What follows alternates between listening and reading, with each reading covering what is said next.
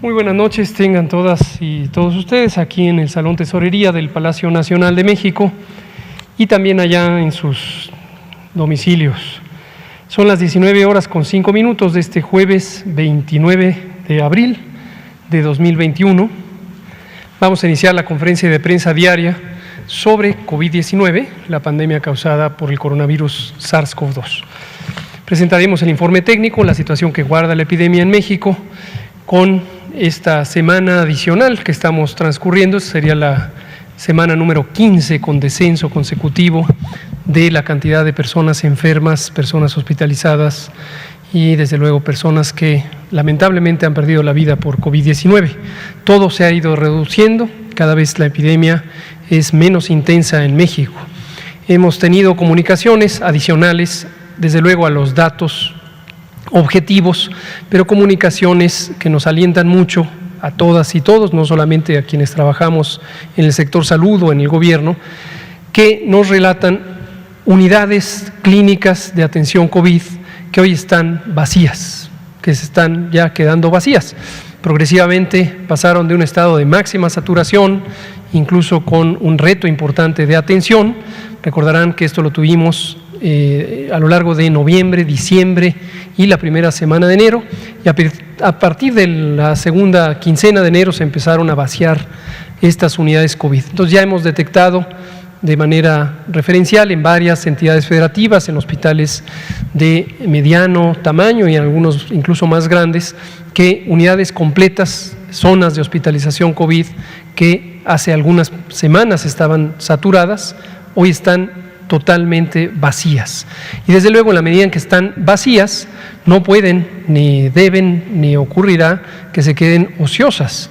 Serán reutilizadas ya para la atención de personas con varios otros padecimientos, el resto de las enfermedades que aquejan a nuestra población, y empiezan a ser ahora convertidas al revés, ya no convertidas como se hizo originalmente para la ocupación preferente COVID, sino ahora para dar lugar al alojamiento y la atención de personas que padecen otras enfermedades. Vamos entonces a ver el informe técnico que presentará el doctor Alomía. Enseguida hablaré de la vacunación y abrimos a preguntas y comentarios. Doctor Alomía. Con permiso, señor secretario. Muy buenas noches con todas y todos. Vamos a iniciar con la actualización de las estadísticas y el comportamiento de la COVID-19 en México al día de hoy.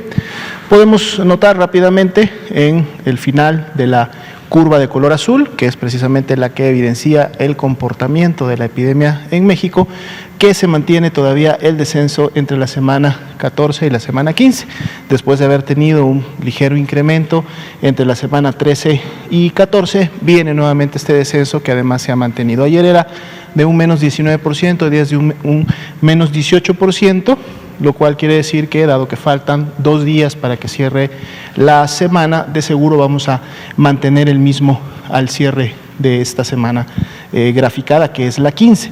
Esto también contribuye al hecho de que menos del 1% de la totalidad de los casos hasta el momento confirmados, estimados, pues han iniciado con signos y síntomas en las últimas 2 semanas, ¿no? Contemplando el periodo más largo de incubación de la enfermedad, lo que entonces nos revela que la actividad epidémica se encuentra obviamente muy baja, es muy basal, de poca magnitud, y ese es el momento epidemiológico que está viviendo en general en México, dado que esta curva, como ustedes saben, además es el comportamiento de la media nacional. Un número importante que sigue creciendo es precisamente el de personas con esquemas completos ya de vacuna. Para el día de hoy, más de 6.7 millones, y en la medida que la Estrategia Nacional de Vacunación continúe su progreso, pues bueno, veremos este número cada vez más y más. Y como decíamos ayer, la importancia de este número es que ahora son personas que pues en toda la expectativa de la eficacia de las vacunas que les han sido colocadas, pues ya no esperamos que se enfermen de manera grave, por lo tanto que ya no se tengan que hospitalizar y mucho menos tengan que fallecer a consecuencia de la enfermedad.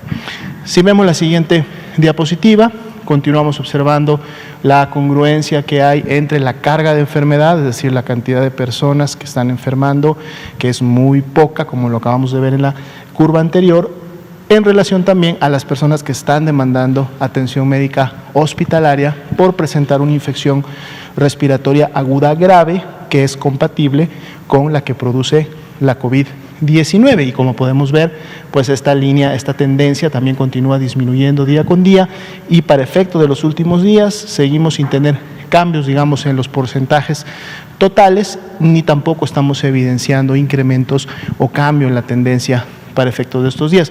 Si vemos precisamente la siguiente diapositiva, donde enfocamos en las camas generales, ya tenemos varios días, de hecho más de una semana, casi dos, en donde ninguna de las entidades federativas tiene más de un 30% de ocupación hospitalaria de estas camas, lo cual obviamente, como se acaba de comentar, deja un número importante de camas disponibles y que en un momento determinado están listas para poder obviamente hacer frente ante un potencial rebrote o ante el incremento de la actividad epidémica en alguna entidad federativa. Esto se traduce obviamente en capacidad de respuesta del Sistema Nacional de Salud en México, que en este momento está listo, está preparado para hacer frente ante cualquier circunstancia que podría presentarse en siguientes días o semanas. Vemos esta misma situación en las camas con ventilador, más importantes aún, porque sabemos que son camas que necesitan de todo un capital humano especializado, requieren obviamente también de equipamiento igualmente especializado y requieren de áreas también especializadas para poder atender a estos pacientes. Y aquí también tenemos una gran disponibilidad, más de 9.079 camas están listas para en su momento poder responder ante estas necesidades. Solo 2 entidades se mantienen, son las mismas que han tenido esta situación en últimos días y semanas, entre un 30 y un 49%, pero la gran mayoría, 30 entidades, tienen menos del 30% de ocupación. Entonces, esta es la actualización y el estado que guarda hasta este momento la epidemia. Gracias, doctor José Luis Salomía, director general de epidemiología. Vamos a hablar de vacunación. Continúa el programa, la política, la estrategia operativa de vacunación contra la COVID-19. Estamos en este momento avanzando en 5 entidades federativas que en este momento están vacunando a personal educativo. Recordar que el propósito de la vacunación es un propósito colectivo, es un propósito poblacional, es el conjunto del país, el conjunto del Estado mexicano el que está siendo protegido. Desde luego, la vacunación para la persona que es vacunada tiene la identificación muy clara de que se le vacuna a esa persona. Es una acción individual, pero su propósito es colectivo. Sé que a veces esto no es fácil de entender, pero es muy importante visualizarlo porque los objetivos técnicos de la vacunación son para proteger a la población en su conjunto. No es solamente para proteger a cada persona. De hecho, podríamos decir, como lo comentábamos ayer, que vacunar a cada persona es un medio, es un mecanismo, es un elemento intermedio para lograr el objetivo, y el objetivo es proteger al conjunto de la población.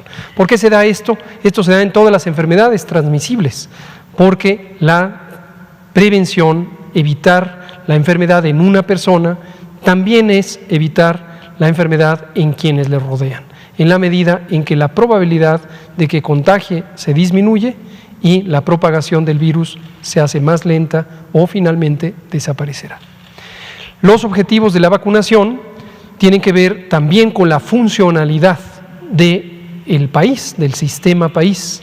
Y lo mencionábamos ayer para hablar específicamente de las poblaciones que están siendo vacunadas.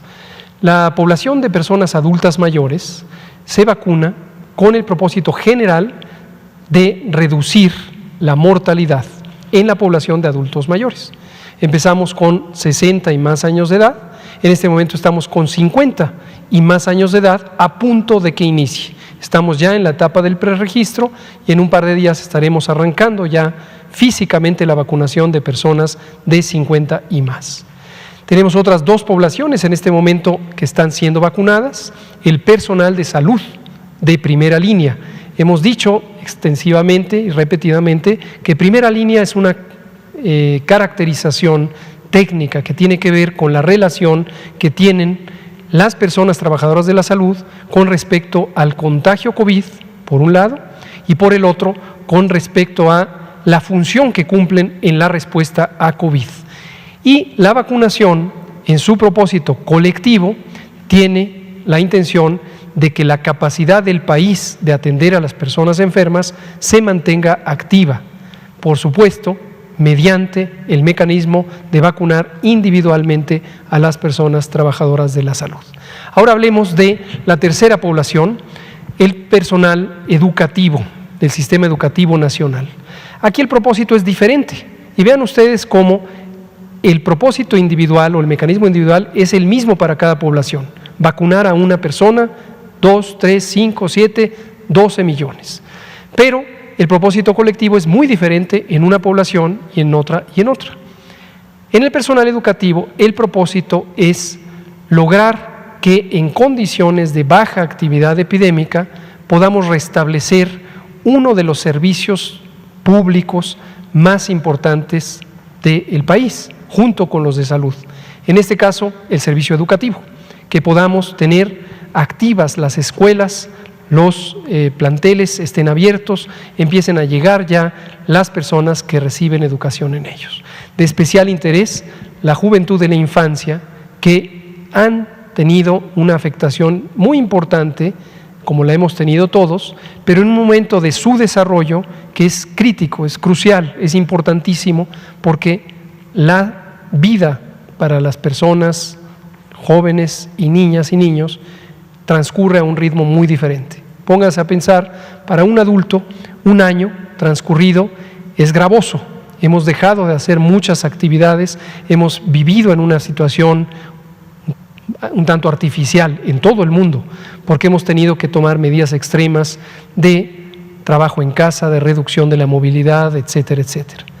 Pero para un niño o una niña, un año significa otra cosa, porque en términos de su desarrollo no son intercambiables, por ejemplo, un año transcurrido entre los 5 y los 6 años, que un año transcurrido entre los 12 y los 13 años, o un año transcurrido entre los 16 y los 17 años. La vida para la persona que está en desarrollo tiene un significado muy diferente porque cada año tiene una modificación muy sustancial de su persona, incluyendo y de manera muy preponderante su sistema nervioso central, que implica su mente y su capacidad de socializar, su pensamiento, su lenguaje, su aprendizaje vivencial, etcétera, etcétera. Entonces, por eso el tema educativo es tan importante. Vamos a hablar de números. Hasta ayer, 28 de abril, a las 9 de la noche, habíamos vacunado en ese día 369.760 personas. Esto nos da un total acumulado que vemos en la siguiente imagen de 17.357.993 personas. Y vemos esto de cuando en cuando lo recordamos, esta gráfica, esta línea, lo que representa es el tiempo conforme va transcurriendo la línea de este sentido, de izquierda a derecha, según lo ve usted en la pantalla, y conforme se va haciendo hacia arriba la línea, es el número de personas que han sido vacunadas en esta escala de millones. Entonces vean ustedes cómo esta fue la fase de calibración, transcurrió lentamente la vacunación, hubo poco cambio del número a lo largo del tiempo, y una vez que pasamos a la fase de expansión ha transcurrido de manera acelerada. Y por momentos es cada vez más acelerado en la medida en que tenemos embarques más grandes de vacuna por día o por semana. Y vemos ahora, lo hemos visto en estas semanas recientes, que el número de vacunas que llegan por semana ha crecido sustancialmente. Hace unos mes y medio estábamos recibiendo alrededor de 350,000 a 500,000 vacunas por semana. Y antes, que teníamos una sola vacuna, era aún más limitado. Hoy tenemos 5 vacunas que están llegando a diferente ritmo y estamos teniendo alrededor de 2 millones a 3.300.000 de dosis de vacunas. La siguiente. 17.300.000 de vacunas aplicadas, de dosis aplicadas, pero algunas son primeras dosis, otras son segundas dosis. Cuando es la segunda dosis ya no cuenta como una persona adicional que ha sido vacunada, obviamente, porque es la misma persona que lo que está recibiendo es la segunda dosis, que le proporciona mayor capacidad de defensas, mayor inmunidad, y le permite además que esa inmunidad sea más duradera. De 17.300.000 dosis, 12.235.000 personas. Y cuando lo vemos por las distintas subpoblaciones, todas ellas cambian los números día a día, van sumándose personas vacunadas, vemos que las distintas subpoblaciones van aumentando en número. Ahorita, una de las que más rápidamente aumenta es justamente el personal educativo. De personas adultas mayores ya aumenta muy poco. ¿Por qué razón? Porque, como hemos comentado desde el martes, ya en las poblaciones donde se ha trabajado, en su mayoría ya se culminó toda la expectativa de vacunación. Prácticamente el 100% de las personas fueron vacunadas. ¿Por qué decimos prácticamente y no decimos absolutamente todas han sido vacunadas? Porque puede ser que en el municipio donde usted vive, usted conoce a una persona que no fue vacunada, una persona de 60 y más, me estoy refiriendo, personas adultas mayores.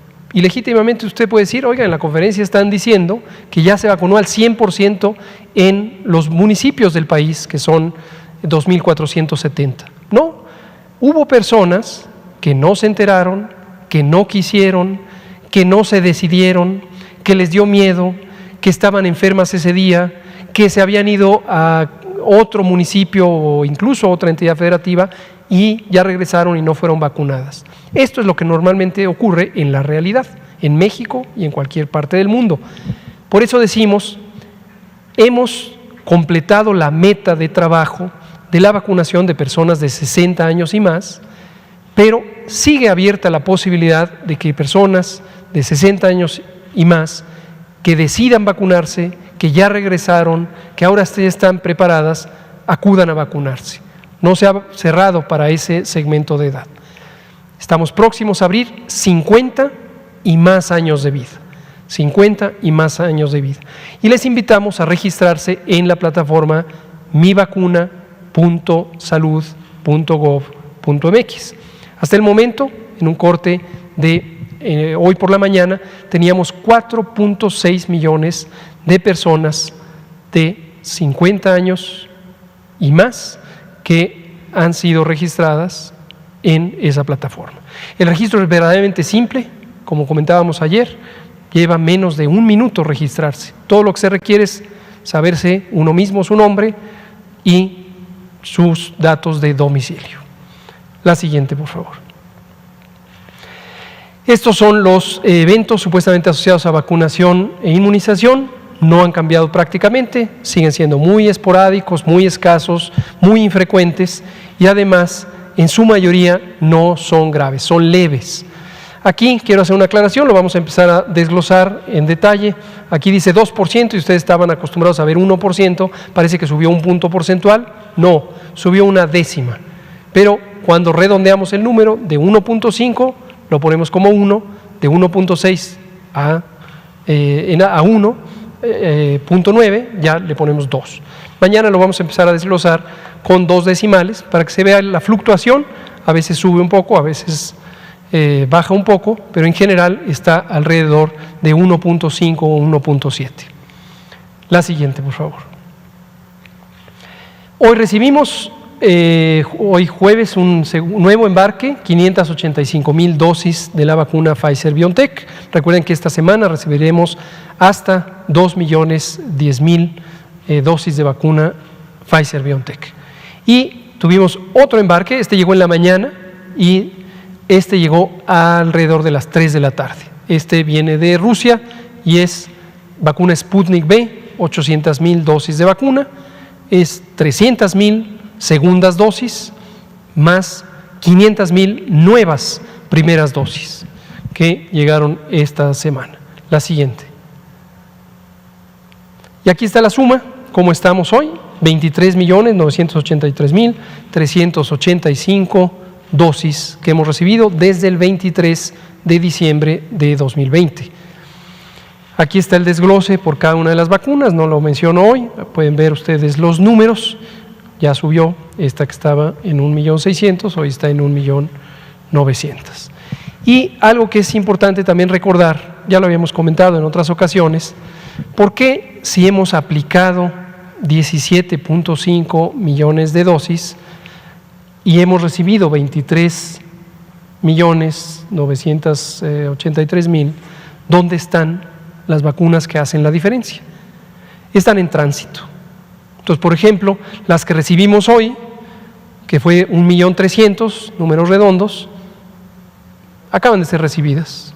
Están en el proceso de aduana, por ejemplo, las Sputnik todavía están en el proceso de aduana, están a punto de salir al almacén, se van a ir a Birmex, siguen ahí. Imposible que estén hoy en el brazo de una persona. Entonces, ha sido muy estable el tiempo de proceso, es un tiempo de proceso semejante al que ocurre en otros lugares y es de alrededor de 4.5 a 5 millones de dosis que tardan 4.5 a 5 días en transitar. Llegan al aeropuerto, salen de la aduana, entran al almacén, al día siguiente, generalmente temprano por la mañana, se van en rutas terrestres, las que son locales, tenemos la cooperación de las Secretarías de Salud estatales para la megalópolis, vienen por ellas y se las llevan. Otras que son un poco más remotas se van en rutas terrestres a cargo del Ejército y otras se van en rutas aéreas a cargo de la Fuerza Aérea Mexicana. Y ese periodo de tránsito es de aproximadamente 4,5 a 5 días para 4,5 a 5 millones de dosis. Una vez que llegan, se ponen al día siguiente. Entonces, el tiempo de proceso en realidad ha sido muy eficiente en este sentido. Creo que esta es la última. ¿Una más? El calendario. El calendario semanal. En panorámico tenemos las que están marcadas en fondo amarillo, son las que ya han llegado, las vamos marcando.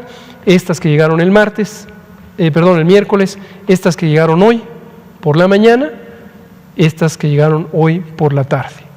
Y para Pfizer-BioNTech, mañana tendremos embarque y también tendremos la liberación por parte de COFEPRIS de lo que se produce en la planta de Querétaro, de lo que llega de China, de la vacuna CanSino.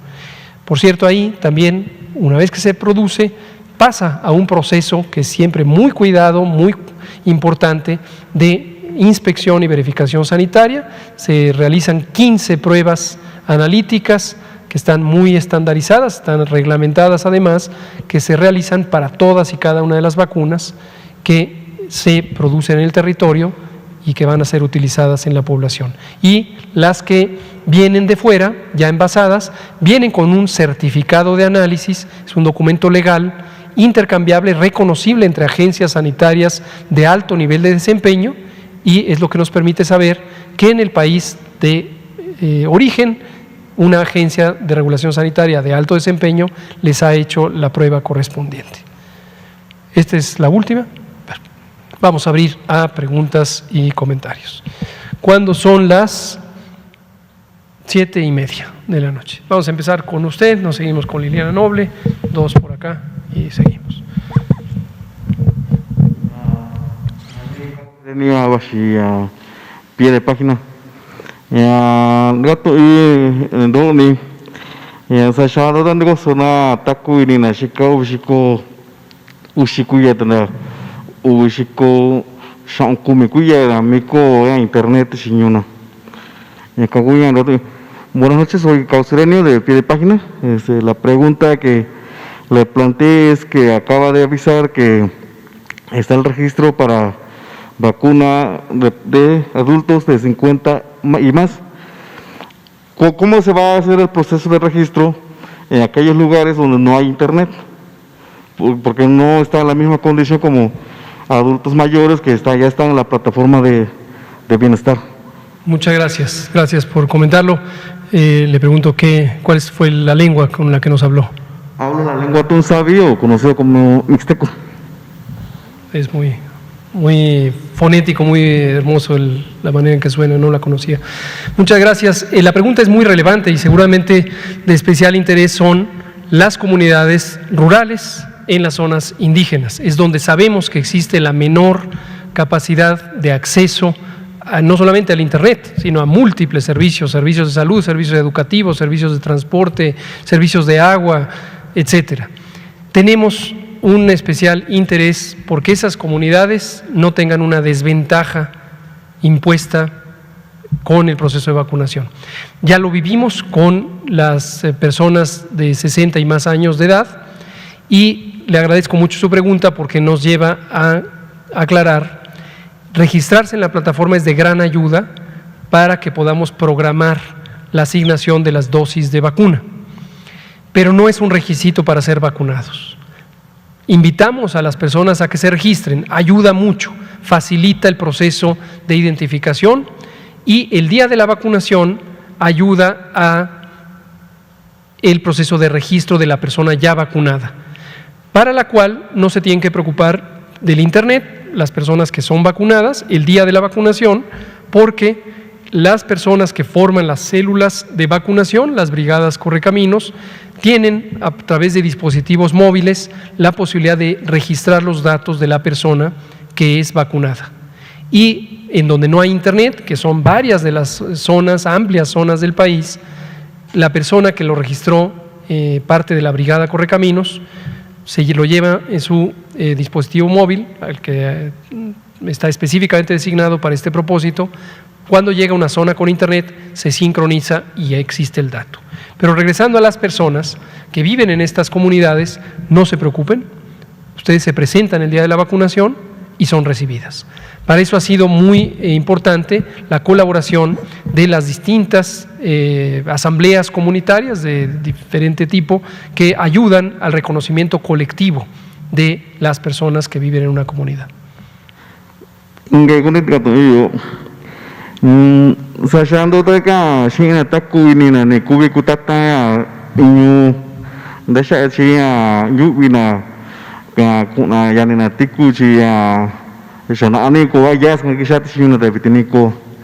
Le pregunto que si va a haber una campaña para concientizar a los adultos mayores en la zona donde no se vacunaron. Lo digo por caso de Guerrero, porque en la montaña de Guerrero, en el municipio de Ayutla, lo que llegaba del sector salud eran médicos para esterilizar a los indígenas. Por eso muchos de ellos no tienen confianza en vacunarse. ¿Va a haber una campaña de concientización para esas personas? En general lo hemos buscado a través del diálogo local, porque justo lo que usted señala es muy importante. La vida comunitaria tiene sus propios ritmos, tiene sus propias figuras, tiene sus propios líderes comunitarios y tiene sus propias reglas. Uno no puede venir de fuera de la comunidad y querer imponer modos de hacer, modos de actuar, modos de comunicarse. Es imprescindible que haya respeto a las comunidades. Entonces, en este proceso de la vacunación, lo que tenemos como posiblemente mayor o recurso más poderoso para el propósito de que todo el mundo pueda ser incluido es que quienes promueven la vacunación son las propias comunidades. Nadie que venga de afuera puede llegar y decir, te tienes que vacunar. La vacunación es completamente voluntaria. Es muy deseable, invitamos repetidamente a que las personas se vacunen, pero no es solo la invitación que hacemos desde aquí, desde la conferencia. Hemos traducido a distintas lenguas originales los mensajes de promoción de la salud, no solo los de vacunación, sino todo lo que tiene que ver con la pandemia. Lo hemos traducido a 59 lenguas originales. Aprovecho siempre que decimos esto para agradecer a el INPI y al INALI, el Instituto Nacional de los Pueblos Indígenas, el Instituto Nacional de las Lenguas Indígenas, que nos han ayudado en este proceso de traducción y de acercamiento. Y justamente a través del INPI y su red de colaboración, de presencia en las comunidades, hemos procurado que sean las propias comunidades, tanto las en donde residen las personas como las comunidades vecinas, que comparten una misma cultura, una misma lengua quizá, o familiaridad, que ayuden a conversar sobre esto. Tenemos el ejemplo, lo hemos dicho aquí, de 14 municipios, específicamente en Chiapas y Oaxaca, que tomaron una decisión de no vacunarse en el municipio. Hay que respetarla, hemos tratado de persuadirles de que cambien de parecer, pero en tanto no cambien de parecer, respetamos. Ahora, puede haber personas en lo individual que vivan en esos municipios y sí deseen ser vacunadas, también tienen derecho a ser vacunadas. Entonces, hemos buscado los mecanismos para que salgan del municipio, donde no va a haber puestos de vacunación, y se vacunen en municipios que son vecinos. Muchas gracias por sus preguntas. Vámonos con Liliana Noble, seguimos con usted y acá con Miguel y regresamos. Gracias. Buenas noches, Liliana Noble de Pulso Saludable. Doctor Gatell, hace como un mes y medio, el CEO de Pfizer, me lo quito, ¿verdad?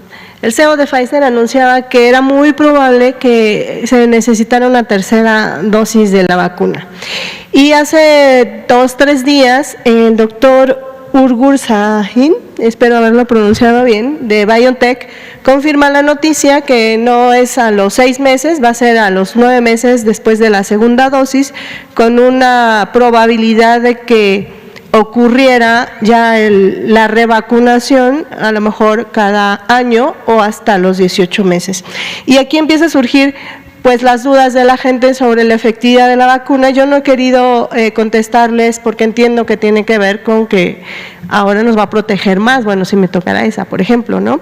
Pero yo creo que ustedes los expertos, valdría la pena que le platiquen a la gente y que no se sientan desprotegidos porque pudieran estar pensando que entonces, ¿por qué me tienen que poner un refuerzo? Yo entendería que si te ponen un refuerzo de cualquier vacuna que nos han puesto a todos en la vida, justamente es para asegurarnos esta mayor protección y no tendría por qué ser diferente en la COVID-19. Y tengo otras 2 preguntas. Gracias. ¿Cómo no? Con mucho gusto. Aquí quisiera explicar un poco con cierto detalle esto. En primer lugar, como hemos comentado, para múltiples otras cosas, para tratamientos, para intervenciones preventivas, etcétera, hoy día la comunicación en la prensa o la comunicación en redes sociales o en distintos medios sociales es muy rápida, es muy acelerada y va más rápido de lo que se difunde la evidencia científica, la información científica.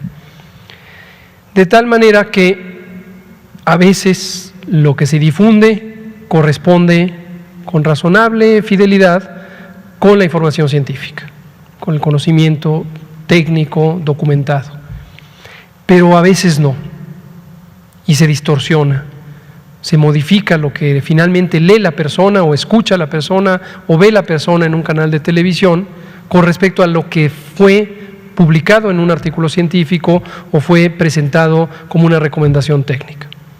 Como habrán visto a lo largo de toda la epidemia, nosotros siempre preferimos esperar a tener la evidencia en la mano y no dejarnos llevar porque, es que este periódico de Holanda ya dijo esto y esta conferencia de prensa ya dijo al otro, o la opinión de un funcionario de una compañía ya dijo tal y cual. Esto acaba de pasar con el tema de las vacunas, con el fenómeno de la trombosis, que primero fue motivo de gran inquietud, decisiones gubernamentales, y después apareció con mayor claridad evidencia científica que quitó ese miedo porque se demostró que la probabilidad de tener una trombosis venosa profunda es muy, muy, muy pequeña. En cambio, en comparación con el beneficio que da la vacuna, en este caso era la de Astra, pues es indudable que es mucho mejor vacunarse que el riesgo de tener trombosis. Y la trombosis puede ocurrir incluso por el propio COVID, ¿no? Entonces, en general, por eso preferimos no adelantarnos dando noticias o explicando detalles de algo que no ha sido documentado y decirlo aquí con claridad: el estado de conocimiento es tal cosa, no se sabe, no hay evidencia científica. Dirigiéndome específicamente a la pregunta, que me parece muy adecuada, la duración de la protección que confiere las vacunas contra COVID, contra el virus SARS-CoV-2, o incluso la propia enfermedad, no se conoce todavía. No se conoce. El análisis científico más creíble y más largo de la duración de inmunidad es de 8 meses. Y habíamos quedado que vamos a estar presentando, conforme salga una nueva publicación científica que identifiquemos, pero una publicación científica, no una noticia, vamos a comentar posiblemente buenas noticias, diremos, ya no son solo 8, ya son más tiempo, ¿no?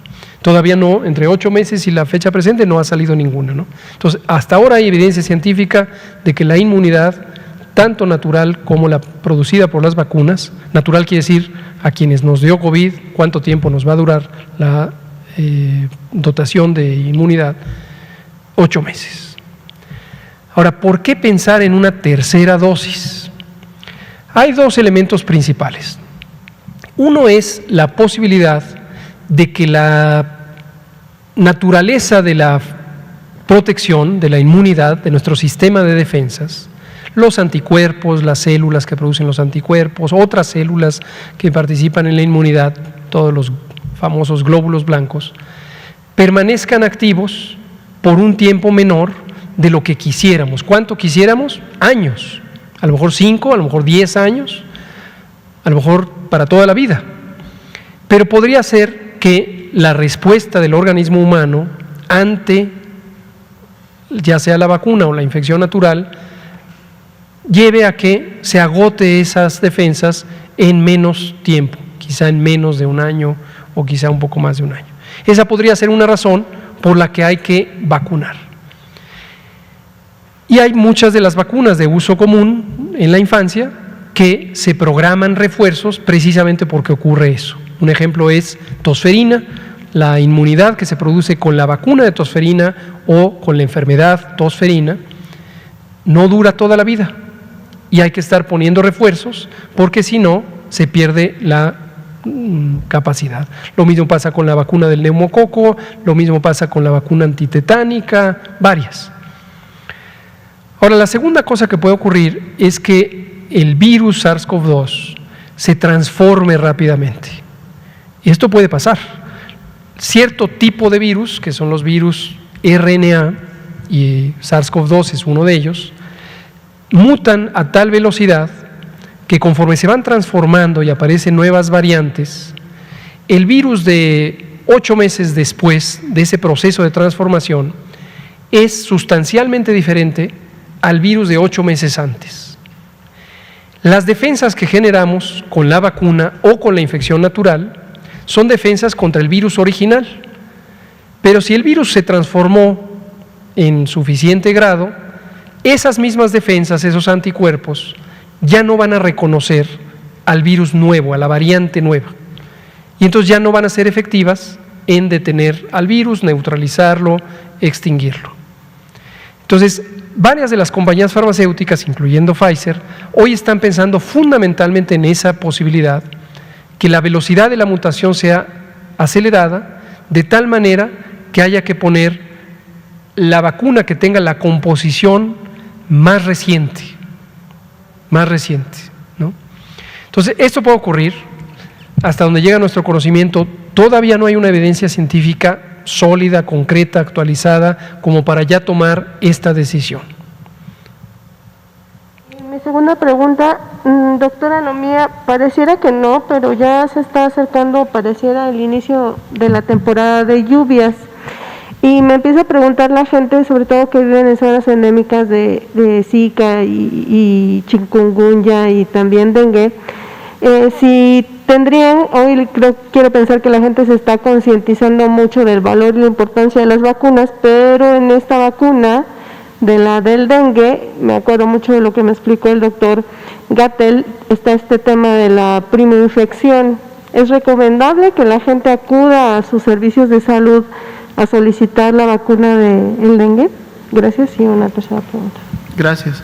Bueno, yo podría iniciar respondiendo que en este momento no hay una vacuna disponible para el dengue, al menos no en México, para efectos obviamente de una protección o una prevención de ese tipo. Entonces no habría ningún tipo de recomendación al respecto porque no existe como tal en México.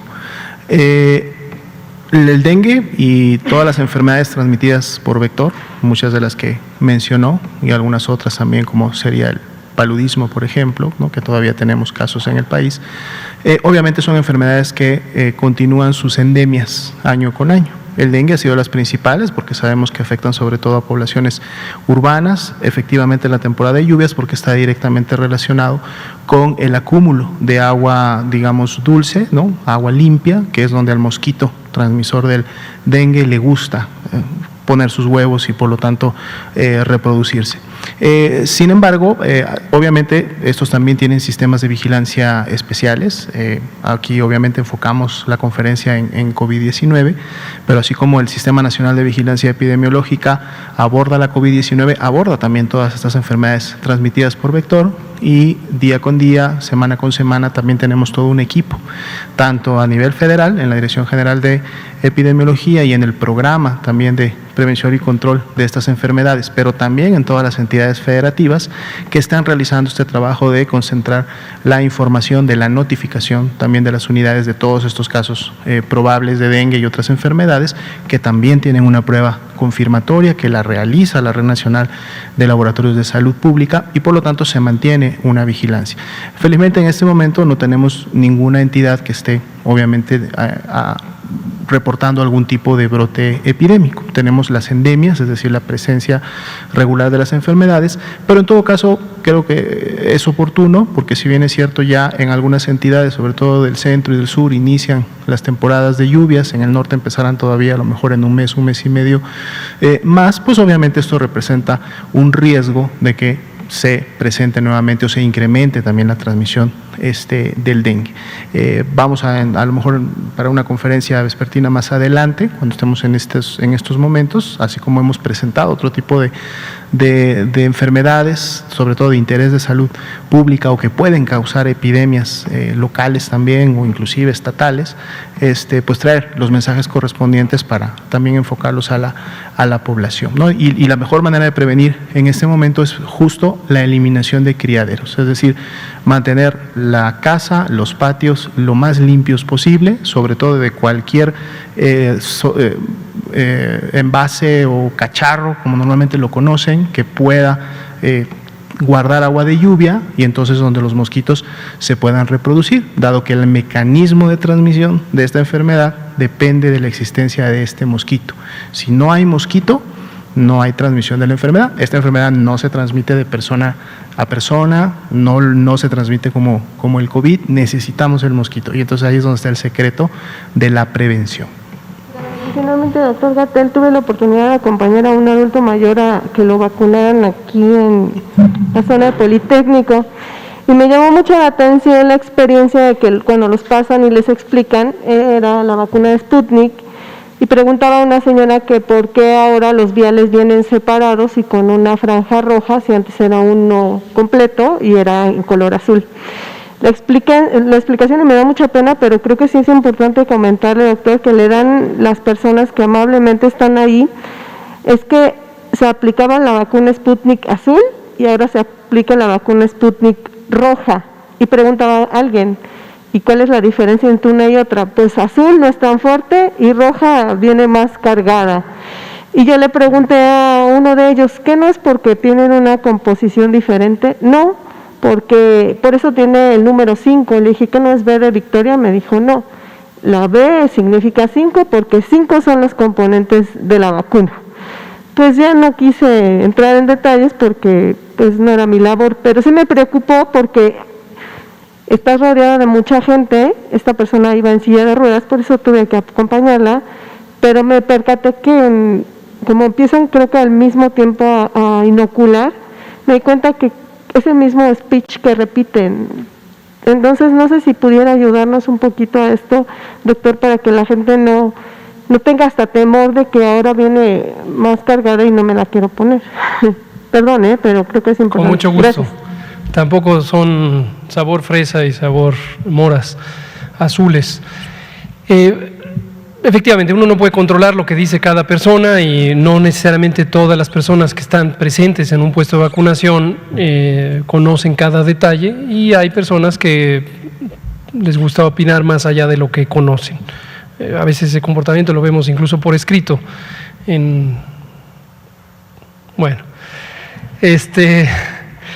Lo que sí podemos decir para las personas que nos escuchan, y si usted nos escucha, por favor difúndalo, compártalo. La vacuna Sputnik V, efectivamente la V no es un número 5 romano, es una V, una letra V.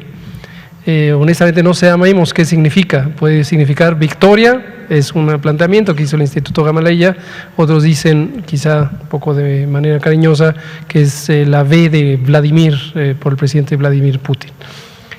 Pero es una designación, llamémosle vacuna Sputnik, y tiene una composición mixta, de tal manera que, a diferencia de todas las demás que tenemos en México y que existen hasta el momento en el mundo, la primera dosis es una formulación, una composición química, y la segunda dosis es otra composición química, muy parecidas pero diferentes, y son complementarias. La primera dosis está hecha con se llama adenovirus tipo 26, y la segunda es adenovirus tipo 5. Y los científicos del Instituto Gamaleya de Rusia, del Centro Gamaleya de Investigación en Microbiología y Epidemiología, encontraron que la combinación hace particularmente útil a la vacuna porque ayuda a multiplicar la potencia de esta vacuna.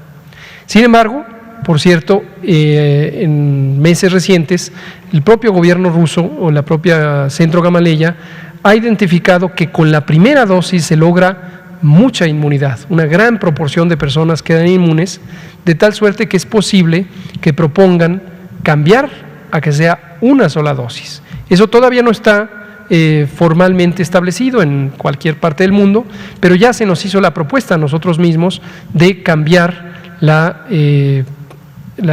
formulación que está reconocida en México, el Registro Sanitario de Emergencias. Mañana precisamente tenemos una videoconferencia con los científicos rusos y el Fondo Ruso de Inversiones Directas, donde van a hacernos la presentación de esta posibilidad.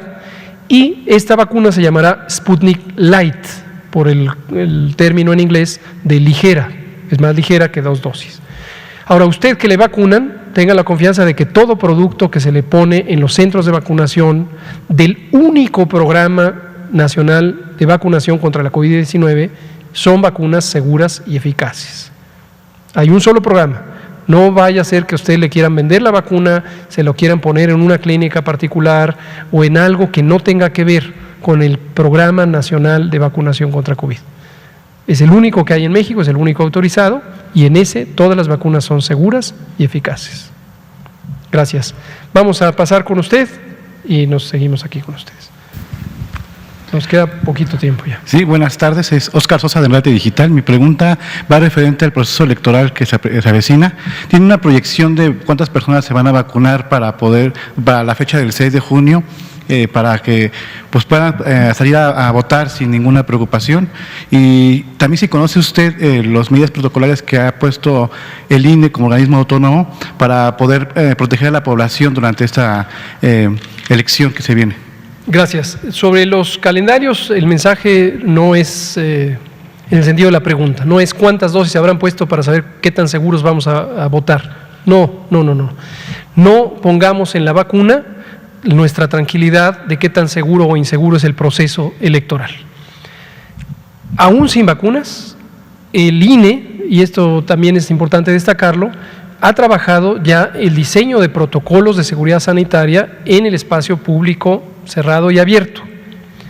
Habíamos comentado que el año pasado, que hubo elecciones en Hidalgo y en Coahuila, tuvimos una colaboración muy estrecha con el INE para que el derecho a la protección de la salud fuera resguardado en la medida en que la gente no corriera riesgos de enfermarse por ejercer su otro derecho, que es el derecho a ejercer el sufragio y votar libremente a sus representantes. En esta ocasión funciona igual, ya hemos recibido y lo agradecemos por parte del INE, formalmente nos han puesto a consideración su protocolo de seguridad sanitaria, lo estamos revisando, en breve les vamos a responder. Por la experiencia previa tenemos gran tranquilidad de que han hecho un excelente trabajo y las personas profesionales de la salud pública que participaron en diseñar esos protocolos son gente conocida, gente muy competente, a quien respetamos. Entonces, está bien planeado la seguridad sanitaria del proceso electoral. Esta pregunta es referente al teletrabajo. Vemos que en Chile se ha aprobado una ley donde menciona que durante 12 horas se invita al trabajador que no emprenda una labor a distancia.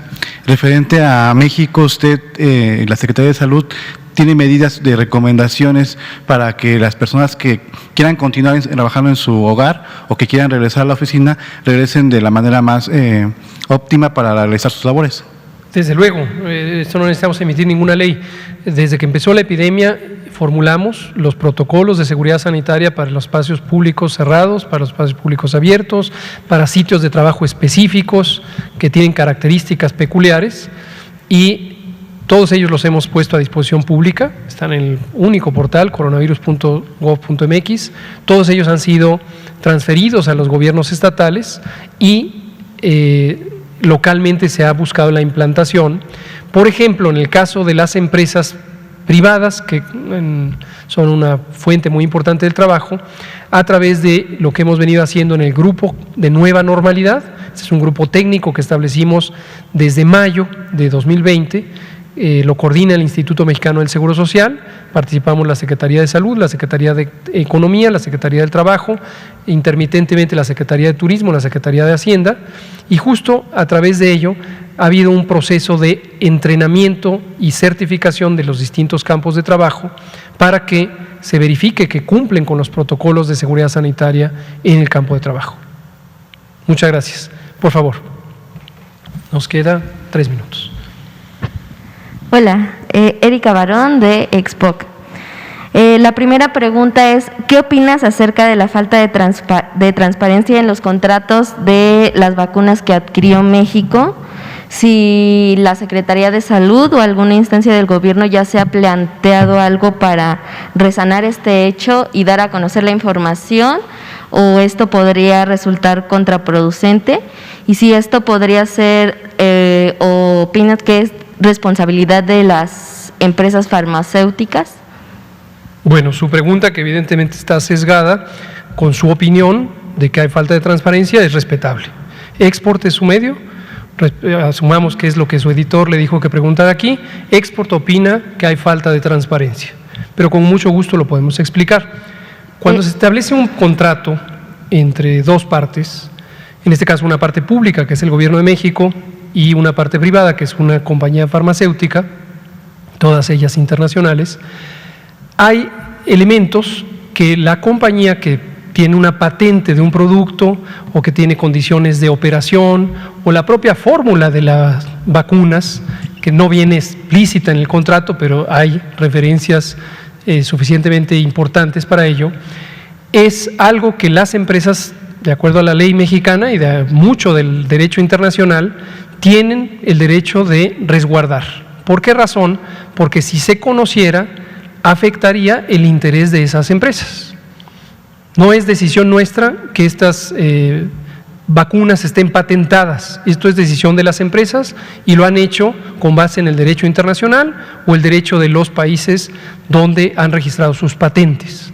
Ahora, si nosotros queremos contratar esas vacunas, como parte contratante tenemos que respetar ese derecho, esos lineamientos legales, que son muy amplios y muy extensos, y obviamente las condiciones de una propietario, una empresa propietaria de esos secretos, que es lo que representan.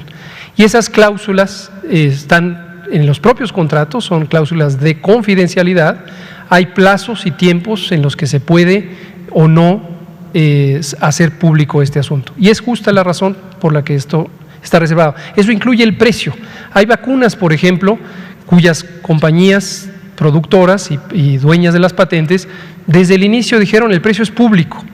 El costo de la vacuna Sputnik es $10 la dosis. Eso lo hicieron público en México y en el mundo.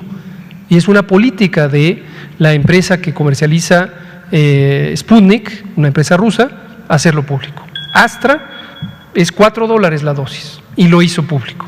Entonces, en los contratos con México no tenemos que reservar ese dato. Las otras vacunas, sí, por la razón que sea, dijeron esto es reservado, ¿no? Entonces, la razón, respetamos la opinión de usted, pero esta es la verdad. En realidad es una problemática a nivel mundial, incluso la Amnistía pidió que se sacaran a la luz estos contratos, el INAI los publicó, pero los publicó testados. No creo que como un tema de salud y como la pandemia nos ha afectado a todos, los ciudadanos tendrían el derecho de saber lo que dice en su totalidad estos contratos.